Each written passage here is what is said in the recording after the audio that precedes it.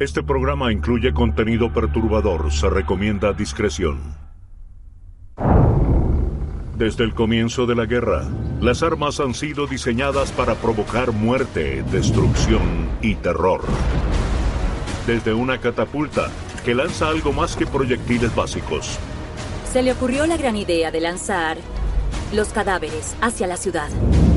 Los forúnculos habían estallado, había sangre, había pus, era algo vil. Este fue el primer ejemplo conocido de guerra biológica. Hasta cohetes diseñados para desatar fuego y terror. Se dispararon los cohetes Congreve. Fue algo aterrador. Esto fue lo que describió Francis Scott Key cuando escribió las bombas estallando en el aire. Y misiles del siglo XX cuyo solo sonido inspiraba pánico. Podías oír esta especie de chillido cuando alcanzaba el objetivo. Era muy difícil mantenerte firme. Estas son algunas de las superarmas siniestras que se han disparado con furia sin importar las consecuencias. Era una forma de advertirle al mundo: te atacaremos. No todos los inventos se hacen con buenas intenciones. Hoy descubriremos retorcidas historias.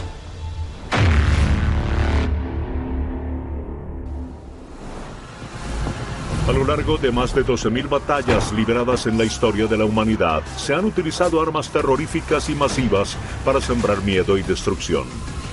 Entre las primeras se encuentra el trabuquete. Un trabuquete era en realidad una catapulta que se usaba para lanzar un objeto. Los primeros, ahora conocidos como trabuquetes de tracción, requerían la fuente de energía más antigua de la guerra. Un trabuquete de tracción utilizaba humanos que proporcionaban el poder para accionarlo. Para disparar el artefacto, las personas sujetaban las cuerdas y tiraban de ellas al unísono. Así que la cantidad de hombres en un trabuquete de tracción determinaba cuánto podía disparar y hasta dónde podía hacerlo. Los primeros ejemplos de este tipo de catapulta provienen de China, probablemente alrededor del siglo IV o V a.C. Estos primeros trabuquetes de tracción eran en esencia antipersonal. No eran lo que hoy imaginamos como una catapulta que derriba muros. En realidad, el objetivo era sacar a la gente de las fortificaciones para luego invadirlas. Con la expansión islámica por todo el norte de África hasta España, empezamos a ver el desarrollo de nuevos métodos de artillería. Y uno de ellos sería, en última instancia, un invento innovador: la adición del contrapeso. Los primeros trabuquetes de contrapeso podían lanzar proyectiles de hasta 45 kilos a distancias mucho mayores. Los primeros trabuquetes de contrapeso se vieron en Europa, alrededor del siglo XII. La idea entonces era usar la ingeniería para reemplazar a los hombres, por lo que necesitabas menos de ellos, pero ahora aumentabas la cantidad de energía que se almacenaba, así que tendrías menos personal y mejor potencia de fuego. Al comienzo, cuando los trabuquetes de tracción lanzaban rocas de 4, 5 o 9 kilos, estos modelos de contrapeso lanzaban rocas de 45 kilos fácilmente y dañaban la pared de un castillo y los edificios en su interior. Era maravilloso para derribar todos los muros de una ciudad fortificada o arrojar cosas dentro de una ciudad protegida por encima de los muros. Tenemos ejemplos de trabuquetes que arrojaban ganado muerto por encima de las murallas, al interior de una ciudad. Algo muy beneficioso para la guerra de asedio. Era una gran forma de sembrar pánico, mucho hedor y enfermedades. Los ingenieros de la época continuaron desarrollando estas máquinas a lo largo del tiempo, lo que dio lugar al trabuquete más temible jamás construido. En 1304, los ejércitos del rey Eduardo I de Inglaterra se habían extendido por Escocia en un intento por sofocar la rebelión. El rey Eduardo I se fue a Escocia para someter a los escoceses y reafirmar que él era su rey. Que el ejército de William Wallace tomara el castillo de Stirling enfureció mucho al rey. Cuando Eduardo I se acercó al castillo de Stirling, había entre 30 y 40 escoceses en su interior. Estaban bajo el mando de Sir William Oliphant, quien confiaba en que los gruesos muros de la fortaleza resistirían contra el ejército de Eduardo. El castillo de Stirling era una fortificación fantástica, se cimentó sobre roca dura y muros fuertes. Eduardo I lanzaba artefactos incendiarios, usaba trabuquetes más pequeños, pero no lograba nada. Para Eduardo esto era un problema. No podía permitir que este castillo no fuera suyo. Era una importante base de operaciones, lo necesitaba. Y si había hecho todo este esfuerzo en vano, entonces se vería muy débil. Tras meses de asedio, el rey Eduardo se sentía cada vez más frustrado. Cuanto más se resistía, más débil se volvía porque estaba perdiendo hombres por causa de la comida, enfermedades, deserciones. Eduardo Sanquilargo intentó hacer que los escoceses se rindieran. Pero ellos pensaron, ¿por qué nos vamos a rendir? Estamos en el recinto más fuerte, ha intentado sacarnos de aquí por meses. No vamos a ningún lado. Así que los escoceses debieron sentirse muy seguros de sí mismos, hasta que empezaron a ver cómo el rey empezó a construir una superarma. Se convertiría en el trabuquete de contrapeso más grande del mundo, con un nombre acertado: Lobo de Guerra. Se necesitaron 5 maestros arquitectos y unos 50 trabajadores durante 4 meses para construir este monstruoso trabuquete. Sabemos que se necesitaron 30 carros solo para mover las piezas de su interior. Era algo enorme. Para hacer tal cosa, Eduardo simplemente debió estar muy enojado. Apliquémosle psicología. Él iba a construir el arma más grande, compensando algo. Estaba compensando algo. En este caso, compensaba el hecho de que no pudo tomarse el castillo, pero ahora sí lo haría. Durante los meses que llevó construirlo, los escoceses se sintieron cada vez más intimidados. Veían a los ingleses talando árboles.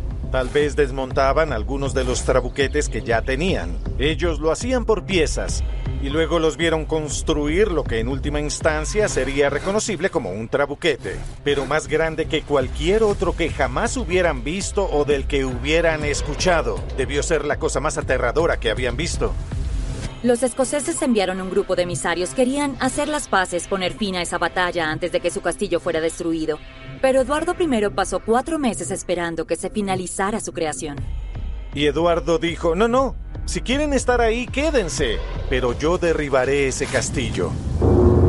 Cuando el Lobo de Guerra estuvo terminado, medía más de 18 metros de altura, más alto que un edificio de 6 pisos. Y su brazo podía arrojar rocas de 136 kilos hasta 213 metros. Las rocas alcanzaban hasta 160 kilómetros por hora. Y eso equivale a atravesar 2 campos de fútbol en cuestión de segundos. Era muy impresionante y estoy segura de que por eso Eduardo quería asegurarse de que se usara al menos por una vez. El rey Eduardo también quería una audiencia.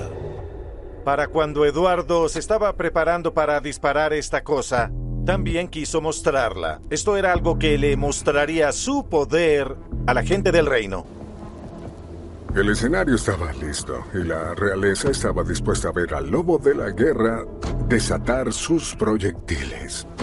Para los escoceses que estaban adentro viendo esto, esperándolo, era algo que estaba listo y podían ver a la gente reuniéndose para verla. Bien, imagina que presencias tu propia fatalidad y que venden entradas para eso.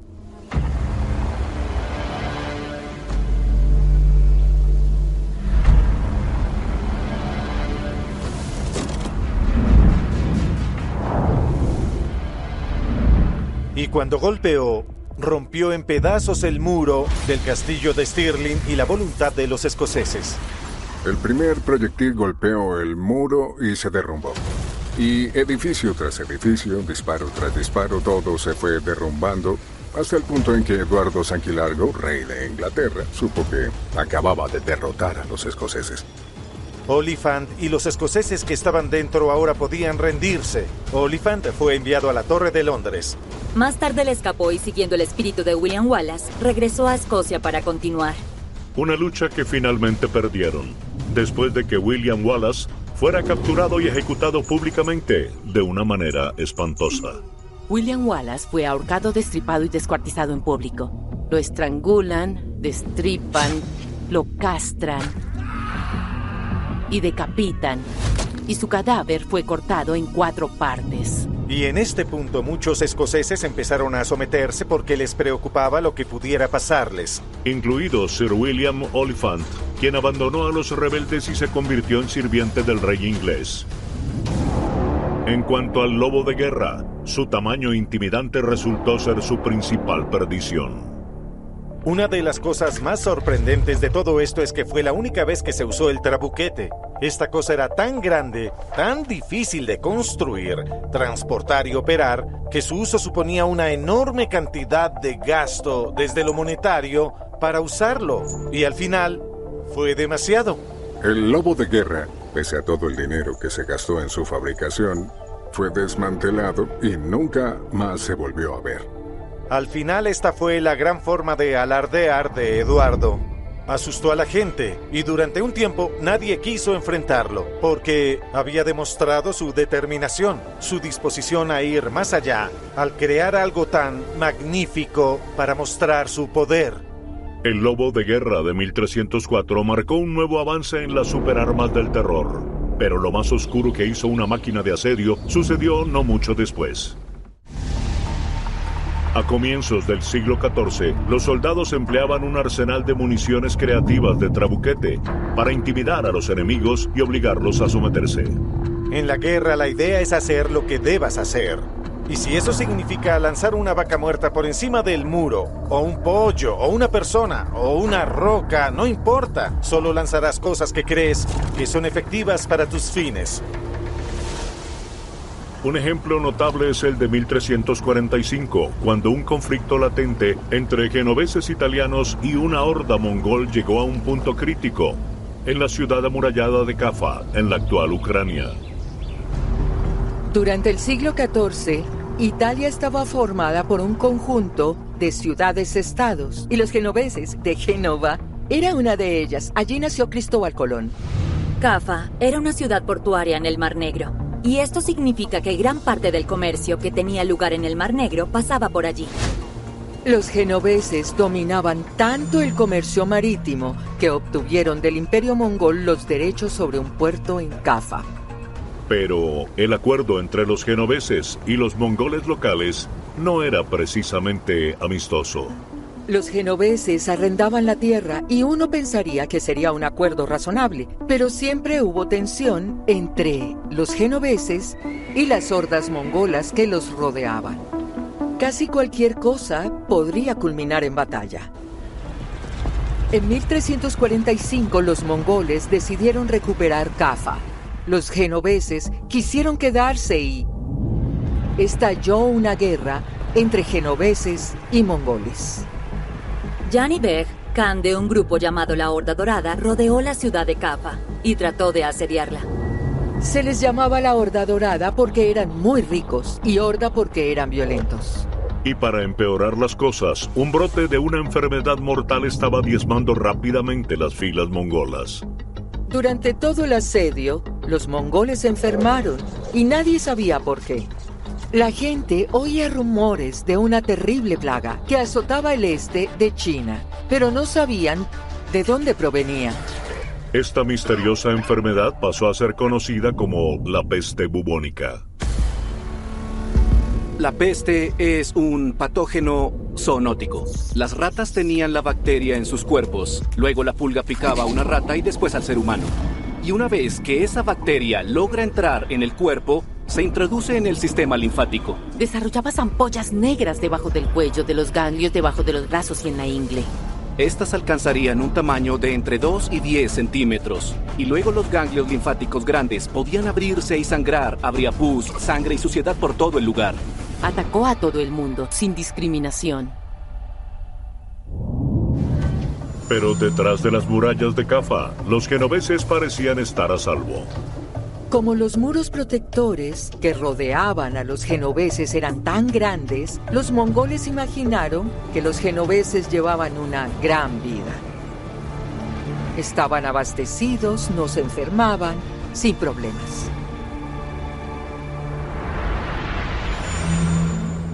Jani Beg, al darse cuenta de que sus propios hombres empezaban a morir, a causa de esta misteriosa enfermedad, se le ocurrió la gran idea de usar el trabuquete para lanzar los cadáveres hacia la ciudad. Los genoveses, tras el muro protector, pensaron que estaban a salvo. Hasta que empezaron a ver los primeros cuerpos volar sobre el muro.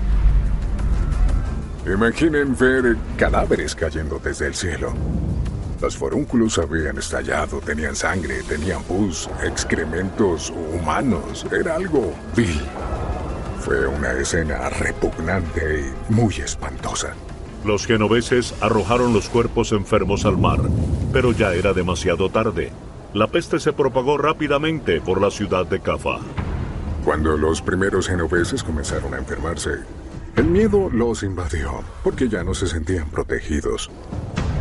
Así que corrieron hacia sus barcos y evacuaron la ciudad. Y fue así como se llevaron la peste bubónica y la peste negra con ellos en ese viaje.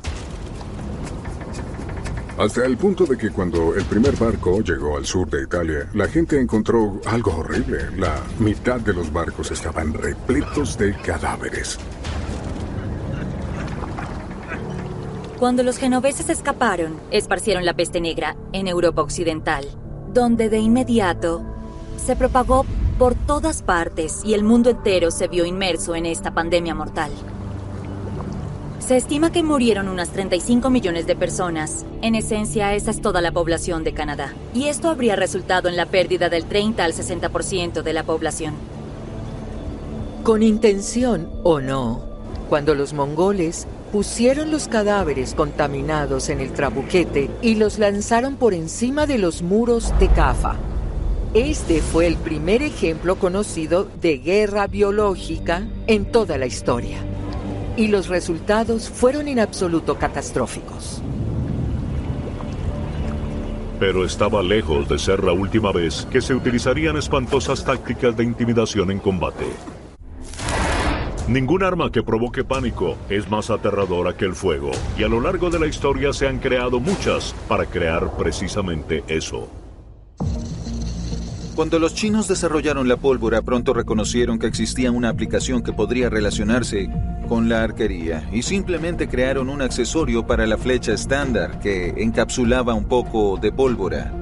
Le daría a la flecha un poco más de velocidad y por lo tanto un alcance un poco mayor.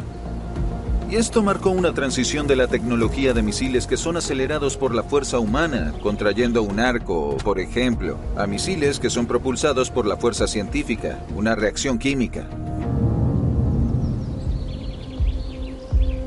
Todo giraba en torno a las espadas, las lanzas, los arcos y flechas, y estas impulsadas por fuego eran bastante intimidantes. En esta primera etapa, los cohetes estaban en sus inicios. Y eso eventualmente haría constatar que las flechas individuales asistidas por cohetes carecían de precisión, así que lo deseable era lanzar una batería de flechas propulsadas por cohetes capaces de saturar un objetivo. Hacia el año 1400, los chinos creyeron tener la solución perfecta y siniestra. Un documento de la dinastía Ming describe algo llamado Huo-che. Era simplemente una batería, en otras palabras, flechas asistidas por cohetes que se agrupaban y montaban en una carreta que podía llevarse al campo de batalla. Y luego usarse de forma eficaz como un arma de área para enfrentar un ejército enemigo. Siendo honesto, era un arma impresionante. Disparaba más de 300 flechas de fuego. Los primeros cohetes podían dispararse de dos maneras. Podías encenderlos todos a la vez y atacar a tu enemigo con un bombardeo masivo, o podías hacerlo de forma secuencial. Hoy, la artillería de campaña funciona igual que como lo hacía el Huo-che. En otras palabras, personas muy inteligentes de hace cientos de años desarrollaron sistemas de disparo con baterías que inspiraron e influyeron en estos mismos sistemas que usamos. Tras la invención de Huo-che, el uso de cohetes sembró la conmoción y el terror en toda Asia. Pero en el siglo XVII, un gobernante del sur de India le añadió algo amenazador.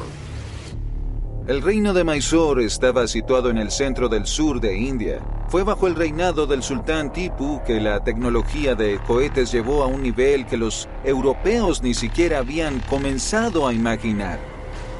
A diferencia de sus predecesores, el cohete mysorano estaba revestido de hierro, lo que le permitía contener más pólvora y viajar a más de 1000 metros. Ese fue un gran avance con respecto al uso simple de la pólvora junto con las flechas. Obtenías un mayor alcance y un mayor impacto. Su escalofriante poder se pudo apreciar en un enfrentamiento contra los ingleses en 1799. En resistencia al imperio económico que se creó en India bajo la Compañía Británica de las Indias Orientales, los habitantes de Mysore se vieron involucrados en combates contra los ingleses, lo que condujo a un asedio en 1799. Las tropas de Tipú fueron superadas en número por 4-1. Entonces, en un intento desesperado, dispararon una lluvia de cohetes mysoranos contra los británicos, haciéndolos huir aterrorizados. La potencia del fuego iluminó el cielo y causó muchos daños en el campo de batalla, pero fue un arma de pánico porque causó más temor que destrucción. Me refiero a que esto sucedió en términos físicos. Poco tiempo después de que los británicos fueran atacados por los cohetes de Mysore, eran más fuertes que los que ellos tenían. Fueron llevados a Gran Bretaña, donde los estudiaron y aplicaron ingeniería inversa. Inspirada por esta nueva tecnología, en 1801 Gran Bretaña creó un programa de investigación de cohetes. Cuando llegamos a principios del siglo XIX, podría decirse que Sir William Congreve le dio a Gran Bretaña su propio cohete mysorano y tenía su nombre, se llamó el cohete Congreve. No son los cohetes más poderosos que han existido, pero su efecto psicológico es realmente muy acertado. Cuando un cohete Congreve explota, este produce una enorme llamarada roja y francamente debió ser aterrador. Estas cosas pueden tener un alcance de 1400 metros y no tardaron en usarse en las guerras napoleónicas, pero más contra los estadounidenses en la guerra de 1812. Cerca de 15.000 estadounidenses murieron durante la guerra de 1812 y otros 20.000 fueron tomados como prisioneros. Uno de ellos era el abogado y poeta Francis Scott Key. Durante el asedio y bombardeo del fuerte McHenry en el puerto de Baltimore, los cohetes Congreve fueron disparados hacia el fuerte McHenry. Fue algo aterrador e hizo que muchos notaran el resplandor rojo de los cohetes. Esto fue lo que Francis Scott Key describió cuando escribió esa estrofa que dice: y el resplandor rojo de los cohetes, las bombas estallando en el aire, para el himno de los Estados Unidos. Cuando el resplandor de uno de estos cohetes pasó e iluminó un poco la bandera estadounidense ondeando, fue una gran inspiración no solo para Francis Scott Key, sino para todos los estadounidenses que estaban en el puerto de Baltimore. Ni siquiera el resplandor rojo de los cohetes pudo derribar el asta de la bandera estadounidense, ni a la bandera misma que estuvo allí en el bombardeo. Y los llevó a sentirse fortalecidos, seguros de que incluso podían resistir el bombardeo con los cohetes de la Marina Real. Pero incluso el resplandor rojo de los cohetes palidece en comparación con una superarma soviética desatada durante la Segunda Guerra Mundial. Junio de 1941.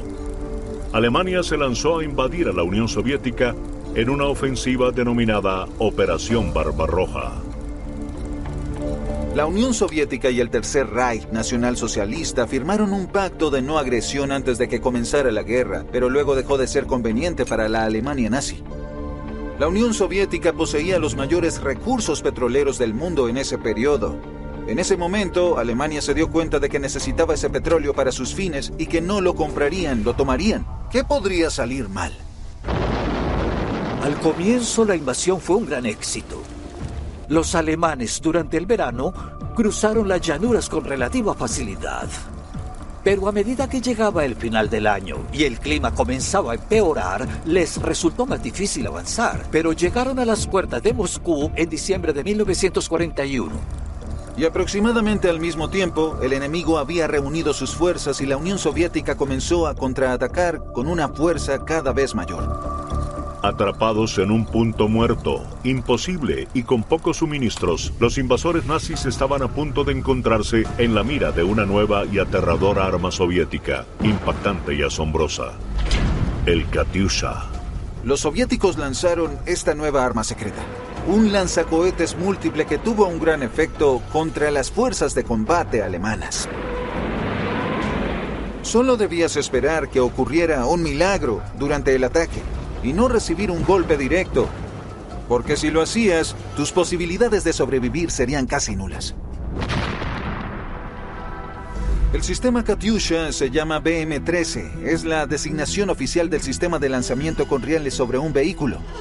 El sistema en sí era una plataforma de lanzamiento que tenía 16 rieles separados y, por lo tanto, tenía la capacidad de disparar 16 cohetes de forma simultánea. Cada cohete M-13 mide 76 centímetros de largo y pesa 42 kilos. Estos no eran para nada cohetes masivos. Fue la cantidad de estos lo que marcó la diferencia. Era más una cuestión de cantidad que de calidad. El sistema Katyusha se reconoce como un arma aérea. No haces disparos precisos.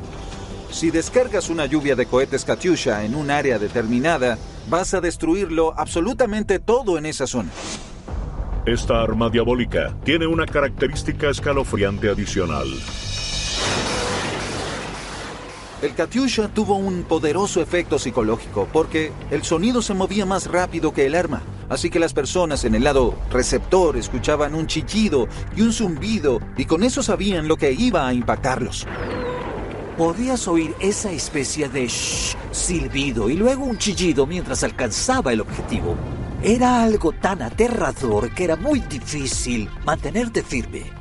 Si oías el chillido de un Katyusha, los veteranos más rudos se irían rápido, porque todos huían en busca de refugio. Y eso tenía un poderoso efecto intimidante contra los soldados nuevos en el campo de batalla. Los rusos les estaban dando a los alemanes un poco de su propia medicina, porque en la guerra relámpago los alemanes habían aprovechado del terror que producían sus bombardeos en pica de Stuka. Así que los rusos usaron esta práctica en su contra. Pero la apariencia del arma se prestó para un nuevo y retorcido apodo. Cuando observaron la configuración de estos tubos en la parte trasera de los camiones, mucha gente pensó que parecía un conjunto de tubos de órgano. Y con cierto humor negro, en el campo de batalla le pusieron por apodo el órgano de Stalin. El órgano de Stalin consiguió detener y asustar a los nazis, contribuyendo a la pérdida de más de 250.000 soldados de Hitler durante la batalla de Moscú. Los alemanes estaban siendo golpeados una y otra vez por los cohetes M-13 disparados por el Katyusha, y a ninguno le gustó, porque perdían. Los cohetes Katyusha realmente preocuparon a los alemanes, porque no podían defenderse de ellos y no tenían nada parecido para responder. Cuando estabas ante un asalto con cohetes Katyusha, no había dónde huir.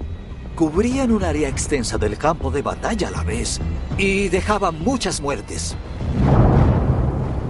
El letal cohete era tan eficaz que los soviéticos aumentaron su producción y encargaron 10.000 más durante el transcurso de la guerra. Rusia simplemente no cedería. Seguía atacando y sembraban tanto miedo que casi todos los nazis huyeron al oeste, de vuelta a la frontera con Alemania, en vez de enfrentarse a los rusos con sus Katyushas en el este. Pero de vuelta en el teatro occidental, los nazis tenían en proceso su propia mega arma ultrasecreta. En 1941, Adolf Hitler estaba listo para responder a los disparos contra los soviéticos con una pieza de artillería verdaderamente aterradora, que había estado en proceso durante casi una década. El Schwerer Gustav. El Schwerer Gustav era un cañón enorme. El tipo de arma que te asustaría con solo verla en la distancia. Era tan grande que había que montarlo sobre unas vías férreas especiales, construidas para que funcionara. Este gigantesco cañón nazi se convertiría en el arma ferroviaria más famosa de la historia. Pero su inspiración provino de un conflicto mortal anterior: la Guerra Civil Estadounidense. El rifle naval Brooke fue diseñado originalmente por John Mercer Brooke para la Marina Confederada. Fue el primer cañón de rieles blindado utilizado en combate en la historia mundial. El rifle naval Brooke pesa aproximadamente 10 toneladas. Podía disparar un proyectil de 29 kilos a casi 8 kilómetros. El problema básico, sin embargo, era que solo podía disparar en una dirección. En 1864, durante el asedio de Petersburgo, el ejército de la Unión desplegó su propio cañón de ferrocarril. El dictador que disparaba un proyectil que pesaba alrededor de 102 kilos. Pero el retroceso era tan poderoso que destruyó el vagón sobre el que iba montado. Incluso la naturaleza de estos primeros cañones sobre rieles no disuadió a los inventores de intentar inventar cañones más grandes sobre rieles. Incluyendo al ingeniero alemán Gustav Krupp, a quien Hitler encargó por primera vez en 1936 desarrollar su propia versión de un cañón ferroviario capaz de destruir la línea Maginot francesa. La línea Maginot era una línea defensiva que se extendía prácticamente a lo largo de la frontera francesa con Alemania. Los alemanes pensaron que para atravesar esa línea necesitarían armas tan grandes como para destruir esas fortificaciones tan emplazadas. Y así, los fabricantes de armas Krupp finalmente lograron entregarle a Hitler el arma más masiva jamás construida. El arma pesaba 1.350 toneladas, aproximadamente lo mismo que 6 aviones Boeing 747. Disparaba proyectiles de 6.800 kilos a una distancia de 47 kilómetros. El Schwerer Gustav no era solo un arma poderosa, era una forma de advertirle al mundo, te atacaremos. Pero cuando el arma finalmente estuvo terminada en 1941, ya era demasiado tarde. La única razón por la que Krupp diseñó esta arma fue para que Alemania tuviera algo que pudiera derrotar a la línea Maginot francesa. Pero al final, no fue la potencia de fuego lo que lo hizo, porque las unidades alemanas maniobraron alrededor de la línea Maginot desde su frontera norte, donde su defensa era débil. Como resultado, el Schwerer Gustav quedó en segundo plano. Pero el tiempo y los recursos invertidos en la construcción de esta colosal arma no se desperdiciaron. En otoño del 41, las fuerzas soviéticas resistieron en la ciudad de Sebastopol. Esto condujo a una operación de asedio de 8 meses de duración, durante la cual se usó todo tipo de potencia de fuego alemana contra las fuerzas soviéticas en la ciudad. Y dentro de las armas usadas no pudo faltar el Schwerer Gustav. Si lo piensas bien, Sebastopol es un camino bastante largo para llevar esa arma. Son casi 2.000 kilómetros. Se necesitaron 25 vagones de carga para transportar los diversos componentes del Schwerer Gustav. Tenía su propio tren, solo para llegar hasta allí, y luego se ensamblaba para disparar. Una vez emplazado, el Gustav disparó 47 rondas, arrasando con varios objetivos en toda la ciudad. Instalaciones de almacenamiento de municiones subterráneas, fortificadas, concentraciones de tropas en patios de ferrocarril destruidas, como los barcos que se encontraban en el puerto, todo por la fuerza de los proyectiles antiblindaje. Aunque era muy difícil disparar y emplazar, los alemanes decidieron que valía la pena por su factor de miedo, por su capacidad de infundir terror. Parecía ser la mayor superarma de todas. Pero como lo demostró la catapulta Lobo de Guerra hace más de 6 siglos, más grande no siempre es mejor. El Schwerer Gustav fue en extremo eficaz durante el asedio de Sebastopol. El único problema era que su precisión disminuía de forma dramática y mucho más rápido de lo esperado, hasta tal punto que después de haber disparado 47 proyectiles, se dieron cuenta de que ni siquiera valía la pena continuar. El arma requería mucha mano de obra y miles de personas para moverla y mantenerla. Pero el problema evidente era que un arma tan grande se puede ver desde el aire a kilómetros. Así que el cañón era un blanco fácil para un ataque aéreo. Al final, no era un arma muy útil. Su aspecto era impresionante. Pero como no era práctico, nunca iba a ser efectivo. A pesar de los defectos del cañón nazi, al final de la batalla, el ejército soviético fue aniquilado y sufrió más de 115.000 bajas. Tras el asedio de Sebastopol, el Schwerer Gustav nunca volvió a disparar. Para evitar que la tecnología cayera en manos de los aliados, los alemanes finalmente destruyeron el arma en 1945. Es interesante que los alemanes pensaran que tenían que destruirlo. Era una de las superarmas más oscuras del régimen nazi, porque a la distancia te asustaba más que cualquier otra cosa. Y aún a todos nos surge la pregunta, ¿quién querría replicar esta arma? Pero una superarma gigante como el Eisbera Gustav no fue la única idea nazi para sembrar la devastación y el miedo en los corazones de los enemigos de Alemania. En 1943, los nazis estaban desarrollando en secreto una nueva y aterradora arma para destruir Londres, el supercañón B3. Los alemanes siempre creyeron que Gran Bretaña sería presa fácil. Pensaban que después de abrirse camino a través de los Países Bajos y Francia, llegar a Inglaterra sería un trabajo fácil.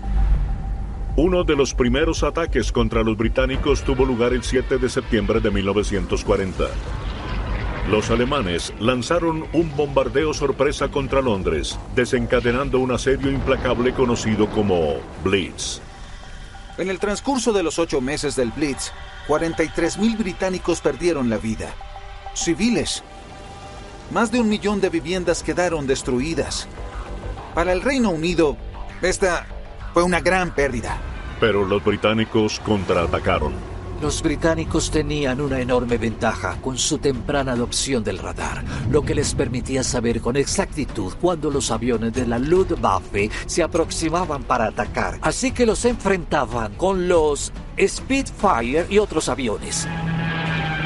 Se convirtió en una rutina, una y otra vez, en la que los alemanes enviaban un gran ataque y la Real Fuerza Aérea aparecía. Y al final, más de 2.000 aviones alemanes se perdieron en combate. Su tenacidad dio buenos resultados cuando Hitler abandonó el asedio el 11 de mayo de 1941, pero la lucha estaba lejos de terminar. A finales de 1942, la Real Fuerza Aérea y las Fuerzas Aéreas del Ejército de Estados Unidos bombardearon ciudades alemanas y mataron miles de civiles alemanes. Entonces Adolf Hitler quiso vengarse. Y eso aceleró el desarrollo de las llamadas armas B, B1, B2 y B3. La B es significativa porque en nuestro idioma se tradujo como venganza, las armas de la venganza. Durante los siguientes 2 años, los alemanes seguirían desarrollando armas en secreto. Pero después de la invasión aliada de Normandía, el 6 de junio de 1944, o el Día D, el deseo de venganza de Hitler alcanzó un punto crítico. Una semana más tarde, las armas B fueron desatadas, primero sobre Londres y más tarde en Bélgica. Comenzaría con la bomba zumbadora B1. Esta era una bomba voladora propulsada por un motor a reacción pulsante que se usó para atacar objetivos como Londres. La B2 era mucho más compleja, era un verdadero cohete. Este fue el primer misil balístico del mundo. Fue una solución de ingeniería para lanzar un proyectil a un objetivo a gran distancia. La combinación de estas armas debería haber tenido un impacto mayor del que tuvieron. Si bien asustaron a mucha gente en Inglaterra, ninguna de ellas resultó ser decisiva. Así que Hitler imaginó un arma de venganza aún mayor, una que pudiera causar destrucción, terror y, lo más importante, venganza, al atacar la ciudad de Londres. Los alemanes comenzaron la construcción de un sitio para el supercañón B3 en un lugar llamado Mimoyec, en el norte de Francia. Y fue allí donde instalaron 25 cañones divididos en 5 grupos. Una vez que se completara esa instalación, los 25 cañones del supercañón dispararían 600 proyectiles contra la ciudad de Londres día tras día tras día. Mientras los nazis se apresuraban en completar los supercañones, fue imposible mantener sus planes en secreto. En 1944, sus fortificaciones fueron detectadas por la vigilancia aérea. Sabíamos que no era nada nuevo, así que comenzamos un proceso de bombardeo.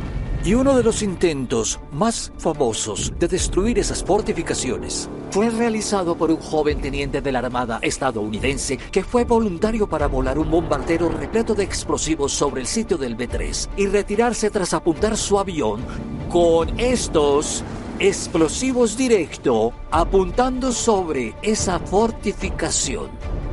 Ese joven teniente se llamaba Joseph Kennedy, era el hermano mayor del presidente Kennedy. Pero no funcionó. Los componentes electrónicos del bombardero se activaron prematuramente, haciendo estallar al pobre Joe Kennedy en el proceso. El hombre que la familia Kennedy pensaba que sería presidente de Estados Unidos, el hermano mayor Joe, murió tratando de destruir los cañones B-3. A pesar del trágico accidente, los aliados siguieron decididos a eliminar el enorme cañón letal de los nazis. Los destructores de represas de la Real Fuerza Aérea hicieron un gran trabajo en la destrucción de Mimoayek, usando esta arma llamada Tallboy. Era una bomba de 12 toneladas que destruyó por completo el lugar, hasta tal punto que el proyecto debió abandonarse. Pero desde el comienzo ese sistema estaba condenado al fracaso, porque Alemania no podía hacer nada de eso sin invadir otros países y esclavizar a la gente. Y cuando haces eso, obtendrás la guerra. Y cuando llega la guerra, es posible que surja una coalición multinacional de 14 países que vendrán y te darán una paliza. Y eso fue lo que pasó. El trabuquete Lobo de Guerra, el sistema de cohetes Katyusha, el Esbera Gustav y el cañón B-3. Aunque tenían sus defectos, estas aterradoras armas de conmoción y asombro combinaron tecnología moderna de la época con intenciones siniestras y dejaron cicatrices tanto en el campo de batalla como en la psique de quienes los enfrentaron.